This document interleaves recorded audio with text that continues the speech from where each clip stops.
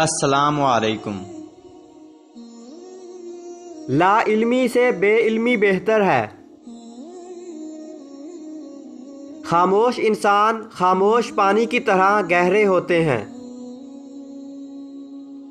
زیادہ بولنے والا مجبور ہوتا ہے کہ وہ سچ اور جھوٹ کو ملا کر بولے۔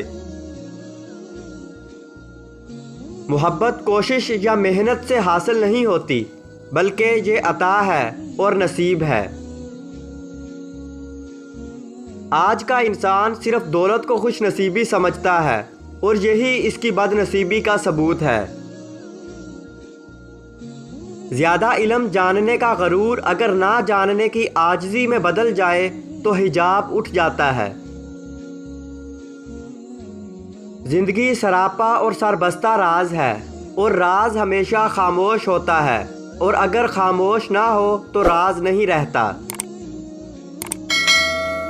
ہم اگر زبان کی پھیلائی ہوئی مصیبتوں کا جائزہ لیں تو معلوم ہوگا کہ خاموشی میں کتنی راحت ہے۔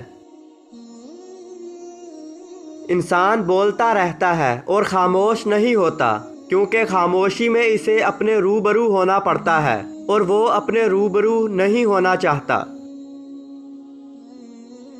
علم اس وقت تک حاصل نہیں ہوتا جب تک کوئی عطا کرنے والا نہ ہو، کیونکہ اصل علم اللہ والے کی نگاہ سے ملتا ہے، کتاب سے نہیں۔